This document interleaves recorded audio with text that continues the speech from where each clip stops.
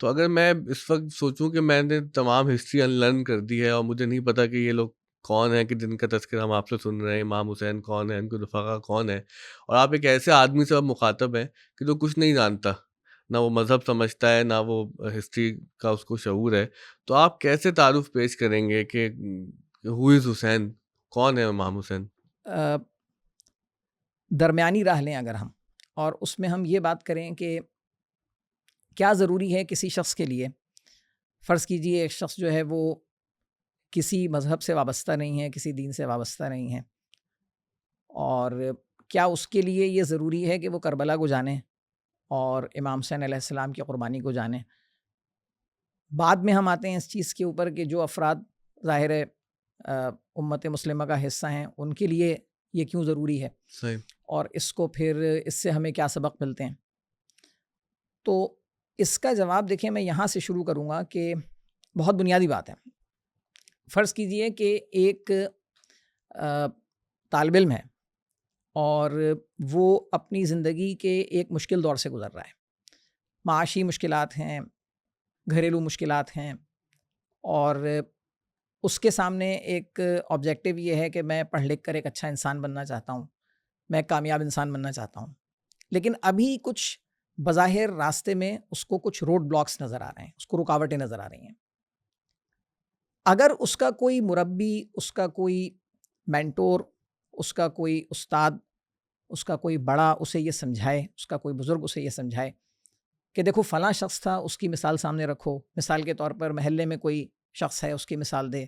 اس کے رشتہ داروں میں کسی کی مثال دی جائے کہ دیکھو یہ شخص تھا، یہ بھی انہی مشکلات سے گزرا لیکن اس نے ہمت نہیں ہاری، صحیح. اور اس نے بالآخر کامیابی حاصل کی اور آج یہ ایک بہت کامیاب انسان ہے. تو یہ جو ایک رول ماڈل ہوتا ہے نا ہمارے سامنے، یہ ہمیں حوصلہ دیتا ہے، یہ ہمیں ہمت دیتا ہے. تو جب ہم کسی مشکل سے گزر رہے ہوتے ہیں تو ہمارے نزدیک اگر ایک رول ماڈل سامنے ہو تو وہ رول ماڈل ہمیں ہر لمحہ ہمارے کان میں یہ سرگوشی کر رہا ہوتا ہے کہ ہمت ہارنے کی ضرورت نہیں ہے. جس کے لیے اب ہمارے بچے انفلوئنسر کی اصطلاح استعمال کرتے ہیں. اب ہاں، یعنی اب کہ ظاہر وہ ہے کہ انفلوئنس کرتے ہیں. زمانہ تبدیل ہوا تو وہ اصطلاحات بھی جو ہیں وہ تبدیل ہو گئیں. لیکن ظاہر ہے کہ بات تو وہی ہے کہ ہمارے سامنے کوئی جسے قرآن مجید اسوہ حسنہ سے تعبیر کرتا ہے، تو ہمارے سامنے کوئی اسوہ ہونا چاہیے، ہمارے سامنے کوئی رول ماڈل ہونا چاہیے، کوئی آئیڈیل ہونا چاہیے، آپ کا آئیڈیل ہونا چاہیے، جسے دیکھ کر ہم یہ طے کر سکیں کہ جب یہ ان مشکلات کو عبور کر کے، یہ ان مشکلات سے گزر کر اور یہ کامیاب ہو سکتا ہے تو میں بھی کامیاب ہو سکتا ہوں. ہمارے تو آئیڈیل ایسے ہیں جو ہم حقیقت بھی ہیں. ہاں بالکل، کوئی متھ نہیں ہے. بالکل. تو یہاں پر اب میں یہ کہوں گا کہ دیکھیں طالب علم کی مثال تو ایسی ہے کہ ہو سکتا ہے کہ جو مشکلات طالب علم کو درپیش ہوں وہ کسی دوسرے شخص کو درپیش نہ ہوں، لیکن کچھ مشکلات نا انسانوں میں کامن اور مشترک ہوتی ہیں. مثال کے طور پہ جب انسان عملی زندگی میں قدم رکھتا ہے تو ایک بڑی مشکل تقریباً تمام انسانوں کو جو درپیش ہوتی ہے وہ یہ کہ حق اور سچ کے لیے بات کرنا، انصاف کا قیام کرنا، ایسی بات کرنا جو جس میں عدل کا پہلو موجود ہو، جس میں انصاف کا پہلو موجود ہو، جس میں کسی کی زیادتی نہ ہو. اور انسان فطری طور پر انصاف پسند واقع ہوا ہے. تو اب اگر انسان جب یہ بات کرنا چاہتا ہے کہ مجھے حق کے لیے قیام کرنا ہے، مجھے اسٹینڈ لینا ہے جسٹس کے لیے، مجھے اسٹینڈ لینا ہے سچ کے لیے، مجھے اسٹینڈ لینا ہے ڈگنیٹی کے لیے، جسے ہم عزت سے تعبیر کرتے ہیں کہ مجھے اپنی عزت پر کوئی سودے بازی نہیں کرنی. غرور میں، انا میں اور عزت نفس میں فرق ہوتا ہے. تو یہ ظاہر ہے ہمارے بچوں کو، ہماری نسل کو سمجھنے کی ضرورت ہے کہ غرور تو تباہ کن ہوتا ہے، انا تو تباہ کن ہوتی ہے، لیکن عزت نفس یہ ہوتی ہے کہ انسان کسی دوسرے شخص کو یہ اجازت نہ دے کہ وہ اس کی اس طرح سے اس کے ساتھ اس طرح تحقیر آمیز طور پر پیش آئے کہ اس کی تذلیل ہو اس شخص کی. تو اگر کوئی انسان اپنی ذلت کو برداشت نہ کرے تو یہ فطری طور پر انسان کے اندر یہ جذبہ موجود ہے. اور اس پہ یہ بھی شامل کرنا چاہیے کہ جو عزت ہے وہ ہمارا پرسپیکٹیو یہ ہے کہ وہ خدا سے میں ملتی ہے. جی بالکل. غرور جو لوگ مبتلا ہوتے ہیں یا جو وہ انسان کی اپنی، جی بالکل. تو اب اگر میں دیکھیں یہاں پر اگر کوئی بھی شخص، بات یہاں پہنچی ہے کہ اگر کوئی بھی شخص اپنی زندگی میں ویلیو کرتا ہے، وہ قدر کرتا ہے عزت کی، سچ کی، انصاف کی، تو اسے کربلا کو پڑھنے کی ضرورت ہے، اسے امام حسین علیہ السلام کو پڑھنے کی ضرورت ہے، اسے یہ دیکھنے کی ضرورت ہے کہ کس طرح ایک شخص نے اپنے اصولوں پر قائم رہتے ہوئے اپنی ہر شے کو قربان کیا، لیکن اپنے اصولوں پر کوئی سودے بازی نہیں کی۔ تو اب اگر کوئی شخص جو ہے وہ یہ سمجھنا چاہتا ہے کہ کیوں امام حسین علیہ السلام نے یزید کی بیعت نہیں کی، تو یہ سمجھنے کی ضرورت ہے کہ جیسے اب ہم یہ ظاہر ہے یہ لفظ بہت استعمال کرتے ہیں محرم الحرام میں خصوصیت کے ساتھ، اور جب امام حسین علیہ السلام کا تذکرہ ہوتا ہے تو یہ بات جو ہے وہ بہت زیادہ بیان کی جاتی ہے کہ امام حسین علیہ السلام نے بیعت کرنے سے انکار کیا، اور امام حسین علیہ السلام کا یہ انکار جو ہے وہ تاریخ میں ایک ایسے درخشاں اسوہ کے طور پر موجود ہے کہ جس سے صرف مسلمانوں نے نہیں بلکہ بہت سے دوسرے غیر مسلم افراد نے بھی اس سے انسپریشن لی ہے اور اس سے جو ہے وہ حوصلہ اور ہمت حاصل کی ہے، ریزسٹنس شو کی امام حسین علیہ ریزسٹنس السلام شو کی۔ اچھا، بیعت جو ہے وہ اصل میں یہ لفظ جو ہے یہ مشتق ہے بے یہ عین سے، بیچ دینا، ہاں، یعنی خرید و فروخت کا معاملہ۔ تو بیعت کے معنی یہ ہیں کہ آپ نے اپنی مرضی کسی دوسرے شخص کو دے دی ہے، یعنی اب آپ اس کی مرضی کے مطابق تمام کام کریں گے۔ امام حسین علیہ السلام کی یزید کی بیعت کا مطلب معاذ اللہ یہ ہوتا کہ ایک ایسا شخص جو کرپشن میں، جو ظلم و ستم میں، جو ہر اخلاقی قدر کو پامال کرنے میں اپنا ثانی نہیں رکھتا، اگر نواسۂ رسول جنہیں پیغمبر نے کہا کہ یہ جنت کے جوانوں کے سردار ہیں، وہ اس کی معاذ اللہ بیعت کر لیتے، جو کہ ظاہر ہے کہ محال تھا، تو اس کے معنی یہ تھے کہ سید الشہداء یہ مان لیتے کہ وہ جو کچھ کام کریں گے وہ اب اس شخص کی مرضی سے کرنے لگے ہیں، جو کہ ممکن نہیں تھا۔ تو یہ ہمیں، یعنی یہ جو ہمارے سامنے ایک مثال موجود ہے، اس میں اگر آپ ایک بالکل مذہبی پرسپیکٹو کو ہٹا بھی دیں، دینی پرسپیکٹو کو ہٹا بھی دیں، صحیح، تو اگر آپ اسے بالکل ایک ہیومینیٹیرین پرسپیکٹو سے دیکھیں تو آپ کو بہت سے ایسے افراد نظر آئیں گے جو یہ تعریف اور یہ اپریسیشن کرتے ہیں، دنیا کے بعض بڑے لیڈرز، بڑے ہسٹورینز، دانشور افراد، وہ یہ کہتے ہوئے نظر آتے ہیں کہ امام حسین علیہ السلام کی تحریک سے، کربلا میں ان کی قربانی سے ہم نے بہت کچھ سیکھا ہے، ہم نے بہت کچھ انسپریشن لی ہے۔ اچھا، اب ظاہر ہے اس کے لیے ضروری یہ ہے کہ انسان یہ بات کرنے کے لیے نہ بھی جرأت چاہیے، اور انسان کو آزاد ہونا ضروری ہے۔ اگر انسان کے اندر بائسز موجود ہیں، انسان جو ہے وہ شکار ہے مختلف قسم کے کانٹراڈکشنز کا، تو وہ کبھی بھی یہ حق بات کہنے کی جرأت نہیں کر سکتا۔ تو جس طرح ابن سینا نے یہ کہا تھا کہ اس شخص کی کوئی قدر نہیں ہے جو کسی بات کو بغیر دلیل کے قبول کر لے یا کسی بات کو بغیر دلیل کے ریجیکٹ کر دے، اس شخص کی کوئی قدر و قیمت نہیں ہے۔ تو قبول کرے دلیل کے ساتھ، اور اگر کسی چیز کو ریجیکٹ کرنا ہے تو دلیل کے ساتھ ریجیکٹ کیا جائے۔ تو اب آپ دیکھیں کہ امام حسین علیہ السلام نے دنیا کے سامنے یہ پیش کیا، ہمیں یہ سکھایا کہ سچ اور حق کے اوپر کوئی سودے بازی نہیں کی جا سکتی، کوئی کمپرومائز نہیں کیا جا سکتا، چاہے اس کے لیے اپنی جان دینی پڑے۔ اور وہ جس طرح اقبال نے کہا نا کہ ہے کبھی جاں اور کبھی تسلیم جاں ہے زندگی، یعنی کبھی جان بچا لینا زندگی ہے اور کبھی جان کو قربان کر دینا زندگی ہے۔ تو ہے کبھی جاں اور کبھی تسلیم جاں ہے زندگی، تو کبھی آپ جان بچا لیں یہ زندگی ہے، لیکن کبھی آپ جان قربان کر دیں یہ دراصل آپ کو ہمیشہ کی زندگی کا مژدہ بن جاتا ہے، یہ آپ کے لیے جاویدہ پہم رواں ہر دم ہر دم گواہ گواہ ہے زندگی۔ زندگی۔ اچھا، چونکہ اب آپ نے ایک غیر مذہبی پرسپیکٹو سے اس بات کا سرا پکڑا ہے، تو اگر ہم اس کو مذہبی طور پر دیکھیں تو جواب بڑا آسان ہو جائے گا، لیکن میں چاہوں گا کہ اس کو آپ غیر مذہبی انداز سے اس بات کا جواب دیں کہ کیوں کسی حق کے لیے، حق بھی تو ایک آئیڈیل ہی ہے نا جو ہمارے ذہن کی اختراع ہے، اگر ہم غیر مذہبی معنوں میں بات کریں تو کیسے ایک آدمی اپنی زندگی جو سب سے زیادہ عزیز ہوتی ہے وہ اپنے آئیڈیلز کے لیے، اپنے ویلیوز کے لیے قربان کر سکتے ہیں؟ ہاں، اب یہ بڑی اہم بات ہے کہ انسان بظاہر، انسان کی نظر میں، ہم جیسے کمزور افراد کی نظر میں جو سب سے اہم شے ہے وہ ہماری زندگی ہے، اور ہم یہ سمجھتے ہیں کہ جب تک ہم زندہ ہیں تو ہم کامیاب ہیں، کم از کم ہم اپنی جان بچانے میں کامیاب ہیں۔ ہم اکثر یہ محاورہ استعمال کرتے ہیں کہ چلو کم از کم جان بچ گئی، تو ہم جو ہے وہ چونکہ ہمارے نزدیک سب سے اہم شے زندگی ہے، لیکن ان افراد نے ہمیں یہ سمجھایا ہے کہ زندگی سے قیمتی بھی کوئی شے ہو سکتی ہے، اور زندگی سے قیمتی وہ شے ہے جس کے لیے آپ زندگی گزار رہے ہوتے ہیں. واہ واہ واہ، کیا کیونکہ بات زندگی اگر آپ کیا بات. بغیر کسی مقصد کے گزار رہے ہیں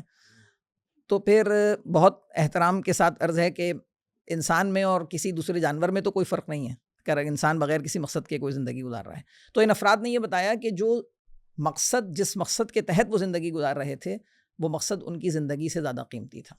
آپ دیکھیں مہاتما گاندھی نے کہا کہ I learn this from Hussain, how to be wronged and still be a winner, واہ، اینڈ ہاؤ ٹو کیا اٹین بات. Victory while being oppressed. مظلوم ہوتے ہوئے فتح حاصل کر لینا اور عجیب آپ کے بات اوپر ہے. زیادتی ہو رہی ہو لیکن آپ کا جیت جانا، یہ جو ہے وہ یہ دراصل یہ سمجھاتا ہے. اسی طرح سے ایک دوسرا ہسٹورین ہے تھامس کارلائل جو ہے، اس نے یہ کہا کہ میں نے یہ دیکھا امام حسین علیہ السلام اور ان کے ساتھیوں سے یہ سبق سیکھا کہ اپنے نظریے میں کس قدر اٹل اور مستحکم تھے وہ افراد، اور انہوں نے ہمیں یہ سکھایا کہ جب معاملہ حق اور سچ کا ہو، when it comes to truth and falsehood, numerical superiority does not matter. اور پھر انہوں نے کہا کہ چونکہ حسین تعداد میں گنتی کے برابر افراد کے ہوتے ہوئے بھی جیت گئے، تو یہ چیز ہے جو مجھے حوصلہ فراہم کرتی ہے. تو آپ دیکھیں ایسے افراد جو ظاہر ہے کہ مسلمان نہیں تھے، لیکن جب انہوں نے بالکل تمام بائسز کو ہٹا کر مطالعہ کیا ہے کربلا کا، تو انہیں بہت کچھ کربلا کے اندر نظر آیا ہے، انہیں بہت کچھ امام حسین علیہ السلام کی اس جد و جہد کے اندر نظر آیا ہے. وہ میں نے کہیں پڑھا کہ سب اپنے اپنے وصف میں یکسر حسین ہیں، میدان میں ایک نہیں ہے 72 حسین ہیں. وہ تو آپ نیومیریکل سپیریورٹی کی بات کر رہے تھے. بین الصلاۃ میرے لبوں پر درود ہے، بین الدرود میرے لبوں پر حسین ہے. امام حسین علیہ السلام کی جو جد و جہد کا مرکز ہے تمام کا تمام، اگر آپ ایک لفظ میں اس کا خلاصہ کرنا چاہیں تو وہ توحید ہے. تو امام حسین علیہ السلام کی تمام جد و جہد جو ہے وہ توحید محور و مرکز ہے، اس کے گرد گھومتی ہے. تو اگر کوئی شخص جب تک اس توحید کے پیغام کو نہ سمجھ سکے تو ظاہر ہے اس کے لیے کسی حد تک تو ٹھیک ہے کہ وہ ایک دنیاوی پرسپیکٹو سے، ایک ورلڈلی پرسپیکٹو جو ہے اس کا، وہ دیکھ لے گا کہ ہاں ایک شخص ہے جس نے اپنے پرنسپلز پر اسٹینڈ لیا ہے اور وہ ان پرنسپلز پر کمپرومائز کرنے کے لیے تیار نہیں ہے. لیکن اس کی اگر انسان ڈیپتھ میں پہنچنا چاہتا ہے نا، اور انسان یہ سمجھنا چاہتا ہے کہ واقعی معرکہ کربلا کیا تھا،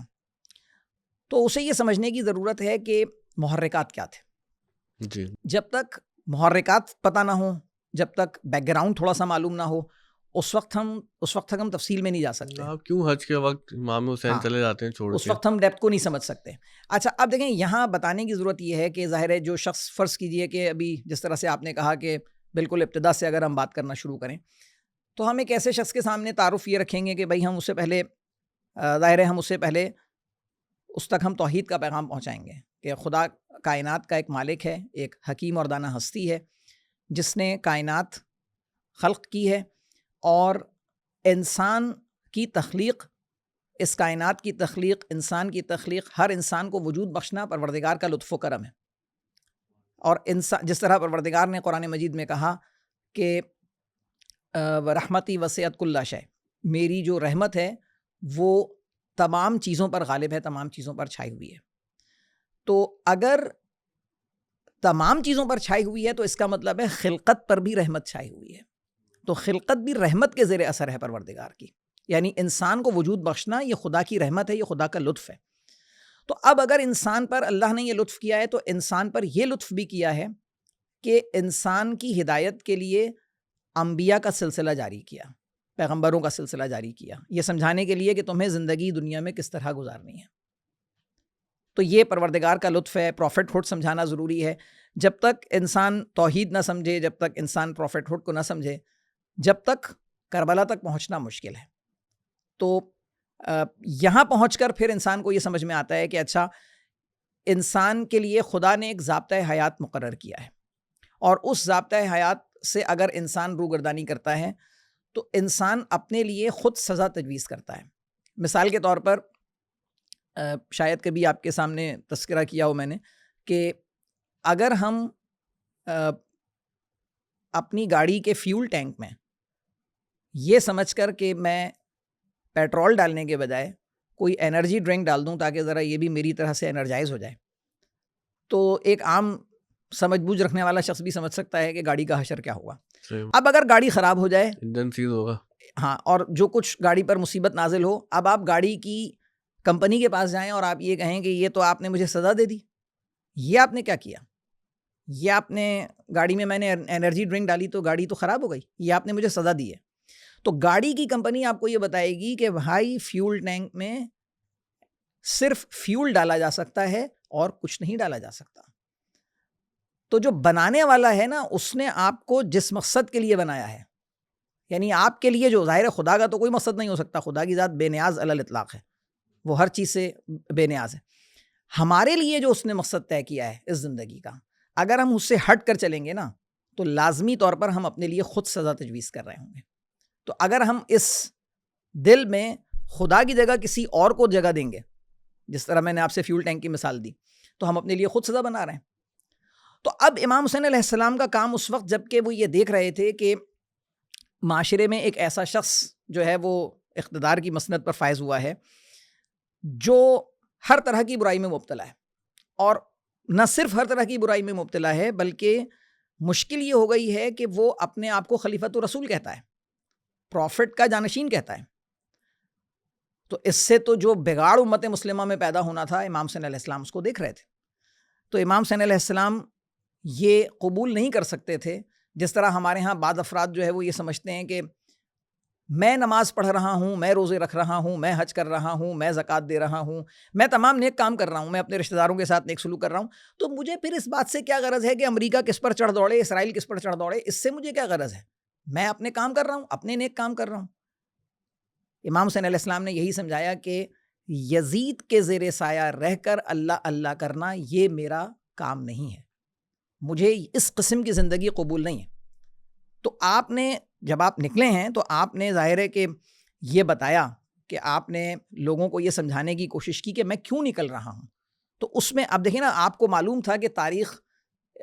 لکھنے والے بعد میں نہ جانے کیا کچھ لکھیں گے, لیکن امام حسین علیہ السلام نے بہت ہی وضاحت, صراحت, کلیئرٹی کے ساتھ اپنے مشن کو بتایا. جب آپ نکلنے لگے ہیں, آپ نے اپنے بھائی محمد بن حنفیہ کے نام جو اپنی وصیت لکھی ہے, اور ظاہر ہے کہ وہ ان کے ذریعے سے تمام افراد تک پہنچنی تھی, اس میں آپ نے بتا دیا ہے کہ انی لم اخرج, میں نہیں نکل رہا ہوں عاشرا, یعنی میں شر کے لیے نہیں نکل رہا, ولا بتیرا, نہ میں شو آف کرنے کے لیے نکل رہا ہوں, یعنی دکھاوے کے لیے نکل رہا ہوں, ریاکاری کے لیے نکل رہا ہوں, ولا مفسدہ, نہ کسی فساد کے لیے نکل رہا ہوں, ولا ظالمہ, نہ کسی ظلم کے لیے نکل رہا ہوں. وَإِنَّمَا خَرَجْتُ لِطَلَبِ الْإِصْلَاحِ فِي أُمَّةِ جَدِّي صلی اللہ علیہ وآلہ, میں اپنے جد کی امت کی اصلاح کے لیے نکل رہا ہوں. اور آپ دیکھیں یہ مشن جو ہے نا, ریفارمنگ دا امہ, یہ امام حسین علیہ السلام کا بیسک مشن ہے. اور اس میں پھر آپ نے یہ بتایا, جب آپ نے اچھا کیوں کہا آپ نے کہ لطلب الاصلاح فی امت جدی, آپ نے یہ کیوں نہیں کہا کہ میں یزید کی اصلاح کے لیے نکل رہا ہوں, آپ نے یہ کیوں نہیں کہا کہ میں حکمرانوں کی اصلاح کے لیے نکل رہا ہوں, یا حصول اقتدار کے لیے نکل یا میں حصول اقتدار کے لیے نکل رہا ہوں. امت کی اصلاح کے لیے اس لیے نکل رہا ہوں کہ اگر امت کی اصلاح ہو جائے تو پھر مجال نہیں ہے کہ یزید جیسا شخص مسند اقتدار کے اوپر بیٹھ سکے. یہ امت کی اصلاح اس لیے ضروری تھی. اگر افراد تیار ہوں, اگر امت تیار ہو, اگر افراد میں فہم و شعور موجود ہو, اگر افراد صالح ہوں, اگر افراد متقی ہوں, تو پھر یہ ممکن نہیں ہے. اور وہ ان کے اندر فکر بھی ہو, ان کے اندر ایک ڈائنامزم بھی ان کے اندر موجود ہو, ڈائنامک افراد ہوں, فعال افراد ہوں, تو پھر یہ ممکن نہیں ہے کہ یزید جیسا شخص جو ہے وہ مسند اقتدار پر بیٹھ سکے. تو امام نے شروع میں اپنے تمام مشن کو بیان کیا, اور پھر آپ نے کہا کہ وَأُرِيدُ أَنْ آمُرَ, میں یہ چاہتا ہوں کہ میں حکم کروں بالمعروف, وَأَنْهَ عَنِ الْمُنْكَرِ, اور برائی سے روکوں, وَأَسِيرَ بِسِيرَةِ جَدِّي وَأَبِي علی ابن ابی طالب علیہ السلام, اور میں چاہتا ہوں کہ میں اپنے جد یعنی اپنے نانا پیغمبر اسلام صلی اللہ علیہ وآلہ وسلم اور اپنے والد ماجد حضرت علی علیہ السلام کی سیرت پر عمل کروں. تو یہ وہ مشن ہے امام کا جو انہوں نے right from the beginning, right from the onset, Medina سے نکلتے ہوئے آپ نے بتا دیا ہے کہ میں یہ کرنے جا رہا ہوں. اچھا اب دیکھیں مدینہ سے نکلتے ہوئے بڑی دلچسپ بات یہ ہے کہ کچھ اور افراد نے بھی یزید کی بیعت سے انکار کیا، لیکن انہوں نے مدینہ سے مکہ جاتے ہوئے غیر معروف راستے کو اختیار کیا. امام حسین علیہ السلام نے مدینہ سے مکہ جاتے ہوئے معروف راستے کو اختیار کیا، یعنی جو راستہ عمومی طور پر قافلے اختیار کیا کرتے تھے اس راستے سے امام مدینہ سے مکہ کی طرف گئے. تو اب اگر کوئی شخص یہ کہے کہ معاذ اللہ امام اپنی زندگی بچانے کے لیے یہ کام کر رہے تھے، تو پھر انہیں دنیا کا ہر عقل مند شخص سمجھتا ہے کہ اگر زندگی بچانے کے لیے یہ کام کرنا تھا تو کسی غیر معروف راستے سے جانے کی ضرورت تھی. امام نے معروف راستے کا انتخاب کیا یہ بتانے کے لیے کہ وہ اب ایک مشن کے اوپر ہیں، اور معروف راستے کا انتخاب اس لیے کیا کہ راستے میں جہاں کہیں افراد ملیں انہیں یہ دعوت دیں، کل کو کوئی شخص حشر میں کھڑے ہو کر یہ نہ کہے کہ نواسہ رسول نے مجھے اس تحریک میں شامل ہونے کی دعوت نہیں دی. تمام افراد کو خطوط تحریر کیے، لوگوں کو بتایا کہ میں اس مشن کے اوپر نکل رہا ہوں.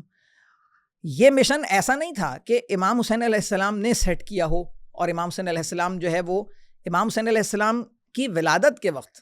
اب یہ روایات جو ہے وہ تمام مسلمانوں میں متفق ہیں، یہ کوئی ایسا نہیں کہ صرف کسی ایک مسلک میں واقع ہوئی ہوں، کسی ایک مسلک میں وارد نہیں ہوئی، تمام مسلمان اس کو وہ کرتے ہیں، قبول کرتے ہیں کہ آپ کی ولادت کے وقت پیغمبر اسلام صلی اللہ علیہ وسلم نے گریہ کیا. تو آپ کی دختر نے سوال کیا کہ بچے کی ولادت پر آپ جو ہے وہ گریہ کر رہے ہیں، تو آپ نے بتایا کہ مجھے جبرائیل نے خبر دی ہے کہ اس بچے کو اس بے-دردی کے ساتھ کربلا کے میدان میں قتل کیا جائے گا. اور پھر کئی ایک مواقع پر، ایسا نہیں ایک موقع پر، کئی ایک مواقع پر پیغمبر اسلام صلی اللہ علیہ وآلہ وسلم نے اس کو ری ایٹریٹ کیا کہ ایسا ہونے جا رہا ہے، ایسا ہونے جا رہا ہے. بعد میں امیر المومنین حضرت علی نے اس کو بتایا، امام حسن مجتبیٰ علیہ السلام نے بتایا، یعنی اس کو مستقل طور پر وضاحت کے ساتھ افراد بتاتے رہے کہ اس قسم کا واقعہ پیش آنے والا ہے. تو جناب ام سلمہ کے گھر ایک دن پیغمبر موجود ہیں اور آپ نے کہہ دیا ہے کہ میں آرام کر رہا ہوں، کسی کو اندر نہ آنے دینا. اللہ. امام حسین علیہ السلام کھیلتے ہوئے تشریف لائے، چھوٹے بچے ہیں، اور انہوں نے جناب حضرت ام سلمہ سے کہا کہ نانی اماں میں نانا کے پاس جانا چاہتا ہوں. جب جناب ام سلمہ نے منع کیا اور پیغمبر کے کان میں آواز گئی تو پیغمبر نے کہا کہ حسین کو آنے دو، حسین کو منع نہ کرو. اور جب امام حسین علیہ السلام اندر چلے گئے آپ نے ان کو اپنے سینے پر لٹایا. کچھ دیر بعد جناب ام سلمہ کو پیغمبر کے رونے کی اور گریہ کرنے کی آواز آئی. تو اس وقت جب حضرت ام سلمہ گئیں اندر تو پیغمبر نے ارشاد فرمایا کہ مجھے جبرائیل نے خبر دی ہے کہ میرا یہ بچہ اس بے دردی کے ساتھ، مظلومیت کے ساتھ شہید کیا جائے گا. تو پیغمبر ایک مرتبہ نہیں متعدد مقامات کے اوپر امام حسین علیہ السلام کی اس مظلومانہ شہادت پر گریہ کر چکے تھے، اور آنے والے وقت میں بتا چکے تھے. حضرت ام سلمہ کو تو آپ نے کربلا کی مٹی بھی دی تھی جو شیشی میں موجود تھی، اور آپ نے کہا تھا کہ جب یہ سرخ ہو جائے تو سمجھ لینا میرا یہ فرزند جو ہے وہ کربلا کی زمین پر شہید کر دیا گیا. تو امام حسین علیہ السلام یہ سب جانتے ہوئے، وہ جس طرح کسی ہندو شاعر نے کہا تھا نا کہ وعدہ آسان ہے، وعدے کی وفا مشکل ہے، جن کے رتبے ہیں سوا ان کو سوا مشکل ہے. یہ فقط امر ہوا فاطمہ کی جانی سے، مشکلیں جتنی پڑیں جھیلی سب آسانی سے. تو امام حسین علیہ السلام نے اس وعدے کو وفا کر کے دکھایا کہ دین کی خاطر. اچھا اب ہو سکتا ہے بعض افراد یہ کہتے ہیں کہ بھائی دین کو بھلا کون بچا سکتا ہے، اللہ کے دین کو، اسلام کو کون بچا سکتا ہے؟ اسلام ہمیں بچاتا ہے، نہ کہ ہم اسلام کو بچائیں. دیکھیں یہاں پر میری ایک گزارش یہ ہے، میں ایک چھوٹی سی مثال سے بات کو عرض کروں. پانی انسان کے لیے صحت ہے، پانی انسان کے لیے زندگی ہے. لیکن اگر اس پانی کو، جو میرے لیے صحت اور میرے لیے زندگی ہے، میرے گھر کی پانی کی ٹنکی میں کوئی شخص لا کر زہر ملا دے تو یہ میرے لیے کیا بن جائے گا؟ یہی میرے لیے موت بن جائے گا. تو جو چیز میری حفاظت کرتی ہے نا، اور جو چیز میرے لیے صحت اور زندگی ہے، مجھے بھی اس کی حفاظت کرنے کی ضرورت ہے. تو امام حسین علیہ السلام نے سمجھایا کہ یہ دین، یہ مذہب جو تمہاری حفاظت کرتا ہے، جو تمہیں روز حشر سرخرو کرے گا خدا کے ہاں، جس کے ذریعے سے تم اس مقصد کو حاصل کر سکتے ہو جس مقصد کے لیے خدا نے تمہیں خلق کیا، تمہیں بھی اس کی حفاظت کرنے کی ضرورت ہے کہ اس میں وہ نظریات، وہ تصورات نہ در آئیں جن سے منع کیا گیا ہے. تو ان بدعات کے خاتمے کے لیے امام حسین علیہ السلام نے قیام کیا. اب آپ جب مکہ پہنچتے ہیں، آپ نے جس طرح سے اشارہ کیا کہ 8 ذی الحج مناسک حج شروع ہو رہے ہیں، اور سیدہ کا لال جو ہے وہ مناسک حج شروع ہونے کے وقت اپنے احرام کو کھول کر، حاجی جو ہیں وہ احرام باندھ رہے تھے اور نبی کی بیٹیاں اپنا سامان باندھ رہی تھیں وہاں سے نکلنے کے لیے. وہاں پوچھنا چاہیے تھا حجاج کو, وہاں حجاج کو پوچھنا چاہیے تھا. جس طرح سے وہ کہا نا, کسی پیغمبر کی ایک حدیث ہے کہ حسین سفینہ نجات ہیں, حسین ہدایت کے چراغ ہیں, مصباح الہدا و سفینۃ النجات. تو حسین سفینہ نجات ہیں. تو کسی ایک شاعرہ ہیں نصرت عباس صاحبہ, ان کا ایک شعر ہے بہت خوب. اب لوگ اسے بعض اوقات غلط اسپرٹ میں لیتے ہیں, لیکن انہوں نے سمجھانے کی کوشش کی ہے کہ وہاں ہوا کیا جب امام حسین علیہ السلام وہاں مکہ سے نکلنے لگے. انہوں نے کہا کہ طواف کعبہ میں مشغول رہ گئے حجاج, بہت قریب سے گزری نجات کی کشتی. تو جو نجات کی کشتی تھی وہ بہت قریب سے گزر گئی. یہ نہیں کوئی کہہ رہا کہ حج کو چھوڑ دینا چاہیے تھا, لیکن کم از کم ان افراد کو پوچھنے کی ضرورت تھی کہ نواسۂ رسول یہاں تو لوگ حج کر رہے ہیں, آپ نے اتنے حج پاپ ادا کیے ہیں, آپ حج کو چھوڑ کر کس طرح سے نکل رہے ہیں. وہ ایک شوق تھا تمام حاجیوں کے لیے, لیکن حجاج کے اوپر اس کا اثر نہیں ہوا کہ وہ اس چیز کو قبول کر پاتے, اور وہ وہاں سے نکلے. امام نے سمجھایا تھا کہ دیکھو, حج کرنے کے لیے,